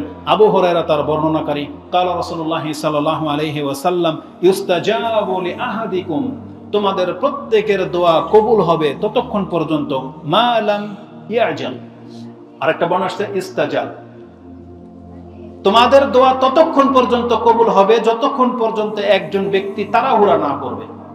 মা ইউজাল কিলা ওমা ওমাই ইয়াস্তাজিলু বা ওমাই ইয়াজাল ইয়া রাসূলুল্লাহ, কিভাবে একজন ব্যক্তি তাড়াহুড়া করে, কোন বিষয়টাকে এটাকে গণনা করা হবে? রাসূল বলেছেন ইয়াকুল দাউতু রাব্বি কাদ দাউতু রাব্বি, এই তো আমি আমার রবকে কতবার ডাকলাম, কত দোয়া করলাম, ফালাম ইউস্তাজাবু লি, অথচ আল্লাহ এখন পর্যন্ত আমার দোয়া কবুল করলেন না। এই যে মন্তব্য, এটাই হলো কি? তাড়াহুড়া করা। আল্লাহ সুবহানাহু ওয়া তাআলা ওই ব্যক্তির এই দোয়া আর কবুল করবেন না যখন সে মন্তব্য করে দেবে। এখন আপনার প্রশ্ন জাগতে পারে, তাহলে কি আমি এখন দোয়া করতেই থাকবো আর বিপদ আমার 10 বছর ধরে লেগে থাকুক? এটা অধিকাংশ মানুষ মনে করেন যে আমি এক্ষণ দোয়া করলাম, এক্ষণ কেন কবুল হইল না? এটা আমরা অনেকে মনে করি। আপনি কি ভুলে গেছেন ইয়াকুব আলাইহিস সালামের ঘটনা? কতকাল তিনি অসুস্থ ছিলেন, আইয়ুব, ইয়াকুব আলাইহিস সালাম। আপনি কি ভুলে গেছেন ইব্রাহিম আলাইহিস সালামের ঘটনা? কত বছর তার সন্তান হয়নি। জাকারিয়া আলাইহিস সালামকে ভুলে গেছেন যে তিনি 80-100 বছরে গিয়ে সন্তান পাচ্ছেন, কিন্তু সে কি কোনোদিন এই কথা বলেছেন যে কত ডাকলাম আল্লাহর কাছে, এখন পর্যন্ত বাচ্চা হইল না, থাকার ডাকবো না? এটা বলে নাই। এই ঘটনাগুলো দিয়ে আমাদেরকে শিক্ষা দিয়ে দেওয়া হয়েছে যে তোমরা অপেক্ষা করো, হোক না সেটা 100 বছর, তোমার সন্তান আল্লাহ যদি দেওয়ার প্ল্যান করে থাকে তোমাকে দেবেনই দেবেন, এটাই হচ্ছে চূড়ান্ত। আর আল্লাহ যদি তোমাকে দুনিয়াতে সেই বিপদ থেকে না মুক্ত করে থাকেন, তাহলে আল্লাহ তো তোমার সাথে এটা ওয়াদা করে রেখেছে বান্দা যে এর চাইতে বড় বিপদ দূর করে দেওয়ার প্ল্যান আল্লাহ করে রেখেছে। অথবা যদি দুনিয়ার এমন কোনো বিপদ না থেকে থাকে, আল্লাহ সুবহানাহু ওয়া তাআলা ইচ্ছা করে নিয়েছেন আরে এই বিপদটাতে কোনো রকম কেটে যাবে, এই ব্যক্তির তো এত পাপ, এত জাহান্নামে যাবে, ঠাকুর দোয়াটাকে আমি রিজার্ভ করে রেখে দেই, কিয়ামতের মাঠে ওকে আমি ক্ষমা করে দেব। কিন্তু আপনি যখন বলবেন দাউতু রাব্বি ফালাম ইউস্তাজাবু লি, আমি তো আমার রবকে ডাকলাম, আমার রব তো আমার ডাকে সাড়া দিলেন না, তার মানে আপনার ফজিলতটা কেটে যাবে, আপনার মর্যাদাটা আপনি হারিয়ে ফেলবেন। অথচ আল্লাহ তিনি এটা নিজের কাছে রেখেছিলেন। গতকালকে উর্দুর একটা শব্দ এখানে দেখেছিলাম, ভুলে গেছি মেমোরিতে। তার কথাটা ছিল এরকম যে আমি তো আমার রবকে ডেকেছি, তার ফয়সালা অবশ্যই উত্তম, তিনি হচ্ছেন মহান, তিনি আমার জন্য যে ফয়সালা করে রেখেছেন সেই ফয়সালার উপরে আমার কোনো মন্তব্য আমি করব না। মানে আল্লাহর ফয়সালাটাই চূড়ান্ত। আমাকে বলা হয়েছে তুমি ইবাদত করো, ইবাদত করো মানে তুমি আমাকে ডাকো। আমি আপনাকে একটা কথা বলে দেই, নামাজ যে পড়তে আছেন প্রতিনিয়ত 5 ওয়াক্ত, আপনার কোনোদিন মনে এটা প্রশ্ন আসছে নামাজ কবুল হচ্ছে কি হচ্ছে না? প্রশ্ন আসে না? এমন কি হয়েছে যে না 40 বছর নামাজ পড়লাম, কবুল মনে হয় না, থাকার পড়বো না, এমনটা কি মনে হয়েছে? না। তাহলে নামাজটা কি ইবাদত না? করতেই হবে। তাহলে দোয়াটাকে আপনি ওইভাবে কেন নেন না যে আমি দোয়া করতেই থাকবো, এটা আমার ইবাদত, কবুল হওয়া না হয় এটা আল্লাহর কাছে। তাহলে কি এই ব্যক্তি কোনোদিন দোয়া ছাড়বে? ছাড়বে না। এটা জেনে নেন, দোয়া হচ্ছে আমাদের ইবাদত। দোয়া নামাজের মতোই আমাদেরকে করতেই হবে। আল্লাহ সুবহানাহু ওয়া তাআলার মর্জি, যেদিন তিনি চাইবেন ইনশাআল্লাহ কবুল হয়ে যাবে। যেদিন আল্লাহ যে কাজের জন্য চাইবেন প্রয়োগ করেই দিবেন। আল্লাহ যেটা আমাদের সাথে ওয়াদা করে রেখেছে, রাসূল বলেছেন 3টার একটা হবেই হবে। হয় তোমাকে তৎক্ষণাৎ সেটা দিয়ে দেওয়া হবে, অথবা তোমার কোনো বিপদকে আল্লাহ দূর করে দিচ্ছেন যেটা তুমি বুঝতেই পারতেছো না, আর না হয় আল্লাহ তোমার নাজাতের জন্য সেটাকে রিজার্ভ করে রেখে দেবেন। এই জন্য ইসলামিক আদব রক্ষা করে চলার চেষ্টা করেন। কোনো ব্যক্তি যেন দোয়ার ক্ষেত্রে তাড়াহুড়া না করেন, যেটা আজকে অধিকাংশ মা বোনদের এবং আমাদের কিছু ভাইদের মন্তব্য থেকে বুঝতে পারি যে তারা দোয়া করে করে হতাশ হয়ে যাচ্ছে, অথচ আল্লাহ সুবহানাহু ওয়া তাআলা তাকে পরীক্ষা করতেছেন এবং তার কাছে বিভিন্ন নবীদের ঘটনাও তুলে ধরেছেন, কিন্তু আপনি শিক্ষা নিচ্ছেন না, আপনি শুধু আপনার পছন্দ মতো কিছু চাচ্ছেন না। তাহলে আপনি হয়তো আল্লাহর কাছ থেকে পেয়েই যাবেন বা আল্লাহ আপনাকে আরো বেশি লাঞ্ছিত করে দেবেন, কিন্তু আপনি টের পাচ্ছেন না। বরং আল্লাহর কাছে আমাদের কাজ হচ্ছে শুধু দোয়া করে রেখে দেওয়া, ফয়সালাটা আপনি আল্লাহর উপরে ছেড়ে দেন। এটা হচ্ছে ইসলামিক আদব। তাহলে এতে কি হবে? আপনি আপনার কল্যাণ পেয়ে যাবেন আর ক্ষতিগ্রস্ত হওয়া থেকে আপনি বেঁচে যাবেন। তো এইভাবে প্রত্যেকটা বিষয়ের আদব রয়েছে যেটা আমাদেরকে ইসলাম গুরুত্বের সাথে নিতে বলেছেন। আজকে আমরা সেই আদবগুলো রক্ষা করি না বিদায় আজকে আমরা বহুভাবে ক্ষতিগ্রস্ত এবং লাঞ্ছিত হচ্ছি। তো এই জাগতিক ইসলামিক আদবগুলো যেগুলো আমরা বলতে চাচ্ছি, এগুলো কোনো জাতিগত বা ব্যক্তিগত বিষয় নয় যে আমার ব্যক্তিগত ব্যাপার, এটা আমি করলে করি, না করলে না করি। বরং বিষয়টা তো ইসলামিক, বিষয়টা তো ধর্মীয়। এই জন্য ধর্মীয় ব্যাপারে আমার মনে হয় মুসলিম হিসেবে আমাদেরকে এটা মেনেই নিতে হবে। জুতা ডান পায়ে পরার জন্য কি হুজুর হওয়া জরুরি? মাদ্রাসায় পড়া জরুরি? নাকি মুসলিম হইলেই হয়? আপনি মুসলিম, তাহলে পড়েন না আজকে থেকে জুতা ডান পায়ে। ডান হাতে খাওয়া, বসে খাওয়া, এটার জন্য কি মাদ্রাসায় পড়া জরুরি? না। আপনি শিক্ষা গ্রহণ করেছেন, করেন না, আপনার মধ্যে এই ভদ্রতা দেখান, তাহলে তো হয়ে গেল। কিছু জিনিস আছে যেগুলো তো আপনি করেনি, শুধু আপনার ইচ্ছাটাকে শুধু প্রাধান্য দেন, ইচ্ছাটাকে শুধু প্রাধান্য দেন, তাহলে তো আপনি বলতে পারবেন যে আমি একজন মুসলিম। কিছু ক্ষেত্রে আপনি আছেন যে ইসলামের অনেক মেজর জিনিস পালন করতে পারেন না, সেগুলো ঘাটতি, কিন্তু যেটা পারেন সেটা তো করেন, তাতেও তো ইসলামের একটা ভাবমূর্তি ফুটে ওঠে। আপনি তো বলতে পারবেন যে প্র্যাকটিসিং মুসলিম, তাই না? কিন্তু আমরা এটা কেন করি না? আমরা কেন মনে করি যে ইসলাম পালন করলে সব করতে হবে, না করলে কিছুই না? কেন? আর আপনি যেটা পারেন সেটা করেন, যতটুকু পারেন ততটুকু করেন।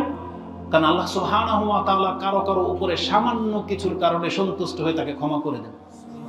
সামান্য কিছু। রাসূল এই কথা বলেছেন, ইয়া বাযার লা তাহকিরান্না মিনাল মারুফি শাই ওয়া ইন তালকা আখাকা বিওয়াজহিন তালিক। তুমি তোমার ভাইয়ের সাথে হাসি মুখ নিয়ে কথা বলবা, তোমার চরিত্রে এটা সম্ভব, তুমি করে দেখাও। তুমি এটাকে ছোট কেন ভাবতেছো? হতে পারে এটার কারণে আল্লাহ তোমাকে ক্ষমা করে দিবেন। ইসলাম অত্যন্ত সহজ এবং আল্লাহ শুধু চায় যে আমার বান্দা ক্ষমা পাওয়ার জন্য কি কি করে, দেখি ও কি কি করে। কোন একটা উল্লেখযোগ্য কিছু পেশ করে দেন, আল্লাহ সন্তুষ্ট হয়ে গেলে আপনাকে নাজাত দিয়ে দিবেন। আল্লাহকে এক্সাম্পল দেখান নাই? একজন ব্যক্তি রাস্তার একটা গাছ কেটে দিয়েছিল শুধু এই জন্য যে মানুষের কষ্ট হচ্ছে, কেটে দিই, আল্লাহর কাছে পছন্দ হয়েছে, আল্লাহর পাপগুলো ক্ষমা করতে জান্নাত দিয়ে দিয়েছেন। এইবার মুসলিম কোট করেছেন কিতাবুল বিররি ওয়াস সিলার মধ্যে পাবেন। তো আল্লাহ সুবহানাহু ওয়া তাআলার কাছে সামান্য কিছুর কদর আছে, কিন্তু সেটা হইতে হবে আল্লাহর সন্তুষ্টির জন্য, এটা হইতে হবে ইসলামিক মাফিক অনুযায়ী মোতাবেক। মানে যদি এটা রাসূলুল্লাহ সাল্লাল্লাহু আলাইহি ওয়াসাল্লামের দ্বীনের মতো না হয়, তাহলে যত বড় ভালো কাজে আপনি করেন না কেন, আল্লাহ সুবহানাহু ওয়া তাআলা কিন্তু সেটা আপনার কাছ থেকে গ্রহণ করবেন না। এই জন্য ইসলামিক আদবগুলো জানা অত্যন্ত জরুরি। এই জন্য ইসলামিক আদবগুলো মানা এটা অত্যন্ত গুরুত্বের সাথে আপনাকে নিতে হবে। এর জন্য ইসলামের প্রথম আদব কি জানেন? দেখেন আল্লাহ আমাদের কি শিখিয়েছেন। এই জন্য আল্লাহ বিধান নাজিল করার আগে প্রথম আয়াতই নাজিল করে দিয়েছেন কি? ইকরা, তুমি পড়ো। তার মানে আপনি কোরআন হাদিস পড়বেন, আপনি ইসলামের আদবগুলো জানতে পারবেন, আর জানতে পারলে আপনি মানতে পারবেন। আল্লাহ সুবহানাহু ওয়া তাআলা বলে দিয়েছেন কোরআনে, যেটা আপনি সূরা জুমারের মধ্যে পেয়ে যাবেন 9 নম্বর আয়াত। আল্লাহ বলেছেন, কুল হাল ইয়াস্তাউই আল্লাযিনা ইয়ালামুনা ওয়াল্লাযিনা লা ইয়ালামুন। হে নবী, আপনি বলে দেন, যারা জানলো আর যারা জানে না তারা কি সমান? তারা সমান না। তাহলে যেই ব্যক্তি জানলেন যে কথা বলতে গেলে সালাম দিয়ে কথা বলতে হয় এবং সামনের ব্যক্তির মর্যাদাকে রক্ষা করে কথা বলতে হবে, তাহলে আপনি কি তার প্রথমেই চান্সে গালি দিতে পারেন? তাকে কি ঝাড়তে পারেন? তার মানহানি করতে পারেন? পারেন না। তার মানে এটা হচ্ছে জানাওয়ালা ব্যক্তি। আপনাকে একটা কথা বলে দিই, ভদ্রতা মানে জ্ঞানী না। আর জ্ঞানী হলে যে ভদ্র হতে হবে এটা জরুরি না। অভদ্র কখনো কখনো মানে ভালো কিছু, মানে মূর্খ কখনো কখনো ভদ্র হয়, আবার অনেক জ্ঞানী আবার অভদ্র হয়। আর আদব মানি হলো জ্ঞান। জেনে নেন, একজন ব্যক্তি জ্ঞানী না হওয়া ছাড়া কোনোদিন সে আদবকারী হতে পারে না। কারণ আদবটা তো, এটা তো ইসলামিক একটা রুলস, এটা একটা সিস্টেম। মানে আদব কোনটা বেয়াদব কোনটা, যে ভূমিকাতে যে বলেছি, এটা আপনাকে নির্ণয় করলে তো চলবে না। এটা দেখতে হবে যে ইসলাম এটাকে আদব বলেছে কিনা। যেমন যে বলেছি, পায়ের সাথে পা বা গায়ের মধ্যে পা লেগে গেছে, এখন এখানে কি করতে হবে, এটা আপনার মেন্টালিটি দিয়ে বিচার করলে তো হবে না। দেখতে হবে ইসলাম এখানে কি বলেছে। ইসলাম কি বলেছে? কিছুই বলে। তার পায়ের সাথে পা লাগতেই পারে। যদি ব্যথা পেয়ে যায় তখন বলতে হবে যে আমি দেখি নাই, দুঃখিত, ব্যথা লাগছে, কোথায় ডলে দেন বা ধরেন বা ক্ষমা চান। কিন্তু পায়ে ধরে সালাম করা, এটা তো ইসলাম শেখায় নাই আপনাকে। এটা তো আপনি নিয়েছেন হিন্দুদের কাছ থেকে। বিয়ের দিন ছেলে বউ নিয়ে আসছে, এসে উপর হয়ে তার বাপ মার পায়ে ধরে সালাম করতে হবে, এটা তো আপনাদের সমাজ দেশাচার, এটা বাপ মার থিওরি। ইসলাম তো এটা আপনাকে শেখায় নাই। এটা ভদ্রতা না। এই জন্য ভদ্র হতে হলে ইসলামের প্রত্যেকটা বিধান আপনাকে জানতে হবে। আর আল্লাহ বলেছেন, যারা জানে আর যারা জানে না তারা কোনোদিন সমান হতে পারে না। ইন্নামা ইয়াতাযাক্কারু উলুল আলবাব। নিশ্চয়ই বিচক্ষণরাই জ্ঞানী হয়ে থাকে, বিচক্ষণরাই উপদেশ নিয়ে থাকে। অতএব আমাদেরকে উত্তম চরিত্রবান হতে হলে আমাদেরকে আগে ইসলামিক আদবগুলো জানতে হবে, যেটা আল্লাহ সুবহানাহু ওয়া তাআলা আমাদেরকে গুরুত্বের সাথে শিক্ষা দিয়েছেন। এবং একটা কথা বলে দিই, প্রত্যেক পুরুষের জন্য এটা, যারা নিজে শিখেন এবং নিজের পরিবারের লোকদেরকে ইসলামিক আদব শিখাবেন, আপনার মর্যাদা কি জানেন? রাসূল বলেছেন, এমন ব্যক্তিদের জন্য ডাবল নেকি। এমন ব্যক্তিদের জন্য ডাবল নেকি। রাসূল বলেছেন, 3 ব্যক্তিরা আল্লাহর পক্ষ থেকে ডাবল ডাবল নেকি পায়। সালাসাতুন, 3 শ্রেণীর ব্যক্তি আছে, লাহুম আজরানে, তাদের জন্য ডাবল নেকি রয়েছে। এক, ওই ব্যক্তি রাজুলুন মিন আহলিল কিতাব, যদি সে আহলি কিতাবের কেউ হয়। 2 নবীর প্রতি ঈমান এনে আমরা মনে করি আমরা প্রত্যেকটা মুসলিম ডাবল ডাবল নেকি পাবো। পাবো না? কারণ আমরা কোন নবীকে অস্বীকার করি? আমরা সব নবীর প্রতি ঈমান এনেছি। আমরা আল্লাহর কাছে দোয়া করি, আল্লাহ তুমি আমাদেরকে ডাবল ডাবল নেকি দান করো, আমিন। এবং রাসূল বলেছেন, ওয়ারাজুলুন মামলুক, একজন কৃতদাস যদি থাকে, সেই ব্যক্তি ডাবল নেকি পাবে যদি ওয়া হাক্কা মাওয়ালিহি ওয়া ইজা আদ্দা হাক্কাল্লাহি ওয়া হাক্কা মাওয়ালিহি, যেই ব্যক্তি আল্লাহর হক আদায় করে এবং তার মালিকেরও যদি হক আদায় করে, তাহলে এমন গোলাম থেকে থাকলে সে আল্লাহর কাছ থেকে ডাবল নেকি পাবে। আর যেটা আমাদের সাথে সম্পর্কযুক্ত, রাসূল বলেছেন, ওয়ারাজুলুন কানাত ইনদাহু আমাতুন, যার কাছে একজন দাসী আছে, যেটা আমাদের কারো কাছে দাসী নাই, কিন্তু আমাদের কাছে কি আছে? আমাদের স্ত্রীরা আছে, আমাদের মেয়েরা আছে, আমাদের বোনেরা আছে, আমাদের ঘরের মহিলারা আছে। তাহলে সেটা আপনি ওখানে প্রয়োগ করেন। ফাআদ্দাহা ফাআহসানা তা'দীবাহা, সে যদি তার ওই অধীনস্থ মহিলাকে আদব কায়দা শিক্ষা দেয়, উত্তম আদব কায়দা, ওয়া আল্লামাহা ফাআহসানা তা'লিমাহা, এবং তাদেরকে ইলম শিক্ষা দেয় এবং উত্তম ইলম শিক্ষা দেয়, মানে কোরআন হাদিসের ভদ্রতা শিখায়। সুম্মা আতাকাহা, তাকে যদি স্বাধীন করে দিয়ে বিয়ে করে নেয়, ফালাহু আজরান, তাহলে এই ব্যক্তির জন্য ডাবল নেকি রয়েছে। তার মানে আমরা তো কৃতদাস না, বরং একজন মহিলাকে বিয়ে করে আনছি। তাহলে আপনি যদি বিবাহিত স্ত্রীকে যদি এখন উত্তম আদর্শ শিক্ষা দেন, তাদেরকে যদি ইসলাম শিখান, রাসূল বলেছেন এমন প্রত্যেক ব্যক্তির জন্য ডাবল ডাবল নেকির ব্যবস্থা আল্লাহ করে রেখেছেন। এটা ইমাম বুখারী তার কিতাবুল ইলমের মধ্যে 97 নম্বর হাদিসে আপনি পেয়ে যাবেন। তা আমি আমার এই ক্ষুদ্র জ্ঞান থেকে একদিনের প্রচেষ্টায় যতগুলো কথা আপনার কাছে পেশ করেছি, আল্লাহ আমার এই কথাতে বরকত দান করুন। এবং আমি আশা করি এই কথাটা আপনি গুরুত্বের সাথে নেবেন, যে ইসলামিক আদব আমাদের জন্য অত্যন্ত জরুরি। যে যতগুলো সেক্টর থেকে আদবগুলোকে আয়ত্ত করতে পারবেন, আপনি উত্তম চরিত্রের মানুষ হতে পারবেন। আজকের পর থেকে যদি আপনি কথা বলেন সালাম দিয়ে, হাসি মুখ নিয়ে, সহজ কথা বলেন, অল্প কথা বলেন, তাহলে অবশ্যই আপনাকে একদিন না একদিন সম্মান করা হবে। আপনি জ্ঞানগর্ব কথা বলেন, আপনাকে সম্মান করা হবে। এই চলমান পরিস্থিতিতে একটা এক্সাম্পল দিয়ে দিই, বড় বড় আলেমদেরকে পর্যন্ত এখন তিরস্কার করা হচ্ছে, যার কারণে সাধারণ মানুষ পর্যন্ত সে আলেমের বদনাম করে বা তাকে রেসপেক্ট করে না। কেন? শুধু মুখের কথার কারণে। এজন্য একজন আলেম সার্টিফিকেট দাঁড়িয়ে হয়েও শুধু মুখের কথার কারণে অনেক শ্রোতাদের সে অভিশাপ কামাচ্ছে, বা অনেক শ্রোতাদের কাছ থেকে সে হেয় হয়ে যাচ্ছে, অমূল্যায়ন হয়ে যাচ্ছে শুধু মুখের কথার কারণে। আর আমরা সাধারণ মানুষরা তো আমাদের এমনিতে কোনো ভ্যালু নেই, তাই না? এমনিতে কোনো আমাদের মান মর্যাদা নেই। তবে মান মর্যাদা যদি বাড়াতে চান তাহলে জবানটাকে হেফাজত করতে হবে, জবানকে সুন্দর করতে হবে, এবং যত বেশি সম্ভব ইসলামিক আদব দিয়ে নিজেকে গড়তে হবে। তাহলে হতে পারে আমরা উত্তম মুসলিম হিসেবে এই জাতিকে কিছু উপহার দিতে পারবো। আল্লাহ তুমি আমাকে এবং আমাদের মুসলিম ভাইদেরকে কবুল করো। আকুলু লিকাউলি হাযা আস্তাগফিরুল্লাহ লি ওয়া লাকুম ওয়া লিসাইরিল মুসলিমিন ফাস্তাগফিরুহ।